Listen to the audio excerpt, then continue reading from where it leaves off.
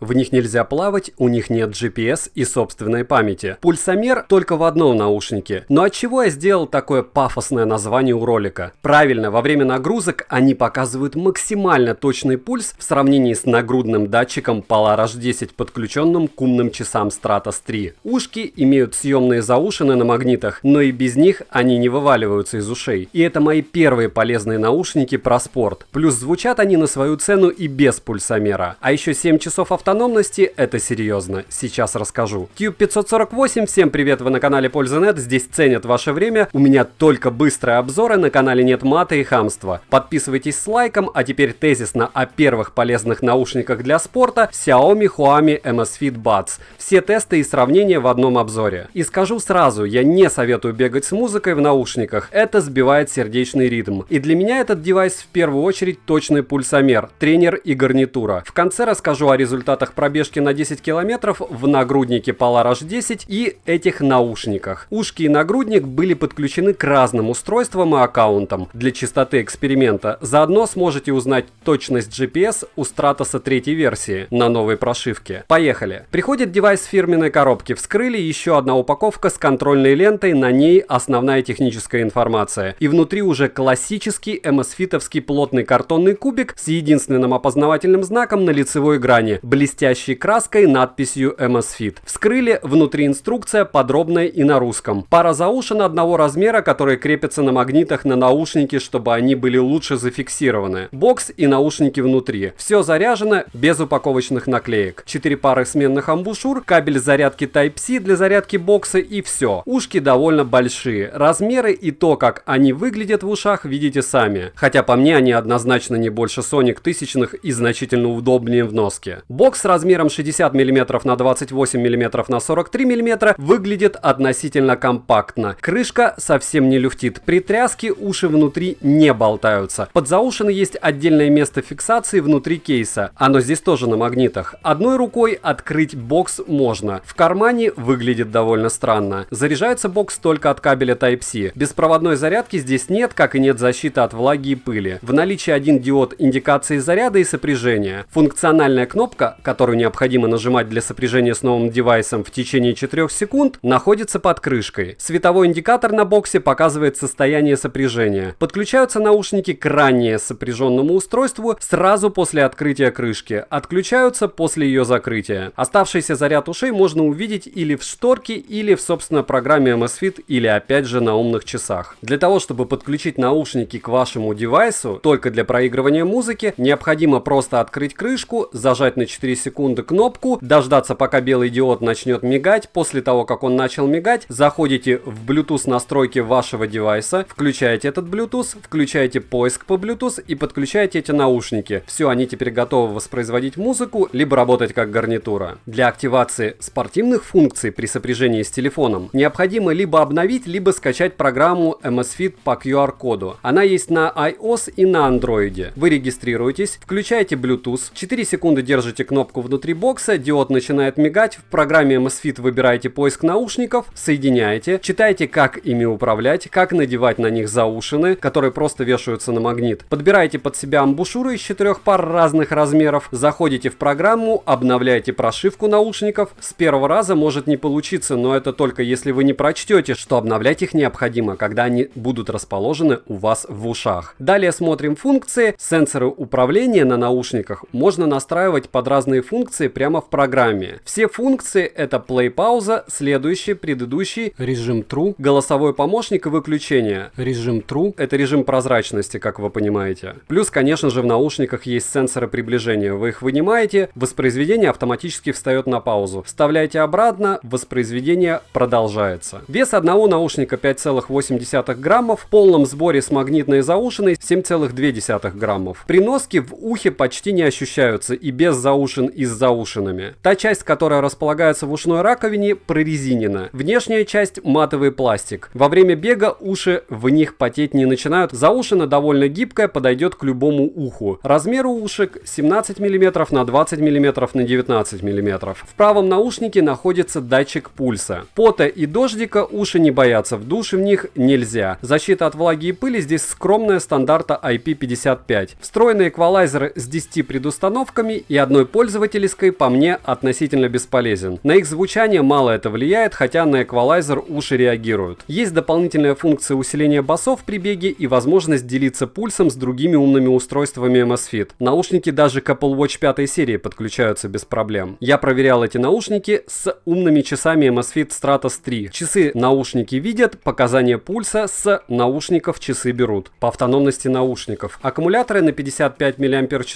в ушах отрабатывают 7 часов в режиме прозрачности. В наушниках есть отдельный режим, как у AirPods Pro, при котором они транслируют окружающий звук на динамике наушников, чтобы ваши занятия спортом были максимально безопасны. Футляр на 450 мАч дает вам 3 полные перезарядки наушников. Притом вы сейчас сможете наблюдать результаты теста забега на 10 километров. Специально бежал на высоком пульсе в жару по пересеченке. Условия теста были таковы. Нагрудный пульсомер Polar H10 подключен к часам Amazfit Stratos 3 и отдельному аккаунту Amazfit. Наушники Amazfit Buds подключены к iPhone 7 Plus и заведены на другой аккаунт. В итоге GPS iPhone 7 Plus показал 10 070 метров, а Стратосов третьих показал 10 040 метров. Учитывая, что оврагов и подъемов со спусками было море, этот результат очень хорош. Средний пульс был 181. Напоминаю, что Stratos 3 брали пульс с нагрудного датчика Polar H10, при этом первые 5 километров, пока тело не сильно вспотело, нагрудный датчик показывал в среднем на 2-3 удара больше, но после 5 километров наушники показывали на 2 удара больше, чем нагрудник. При ускорениях и резком изменении пульса пульсомер наушников запаздывал максимум на секунд 5 относительно нагрудника. Максимальный пульс уши зафиксировали 191. Нагрудник зафиксировал максимальный пульс в 190. Бегать намного удобнее в наушниках, чем в нагрудном датчике. Оповещения в наушниках выдаются с уменьшением громкости воспроизведения, то, что у вас сейчас играет. Чтобы отслеживать активность, необходимо бегать в связке с телефоном или умными часами. Притом со Stratos 3 можно еще и музыку в них транслировать, так же как в принципе с телефона. Активировать пробежку в наушниках с подсчетом пульса необходимо в программе или с часов при сопряжении с ними. Голосовой помощник для бега будет работать в обоих случаях. Наушники в ушах сидят надежно. За 52 минуты с активированным режимом прозрачности, усилением басов, активированным голосовым помощником на максимальной громкости, ушки сели на 29%. Правый сел на 1% больше из-за того, что в нем расположен пульсомер. И я делаю вывод, если не проигрывать музыку на максималках, на 40 километрах пульсомера ушей хватит, но впритык. В итоге получается, что с полностью активированными плюшками уши живут около 3,5 часов в режиме отслеживания активности. Язык голосового помощника женский на английском, с акцентом пятиклассника-двоечника. 20 на слух от 80 не отличается при произношении вообще. Слушать такое, конечно же, боль. Поддерживаемые наушниками кодеки это SBC и AAC. В основном у дешевых девайсов вешаются они на SBC. Задержки при воспроизведении на YouTube и в играх заметной нет.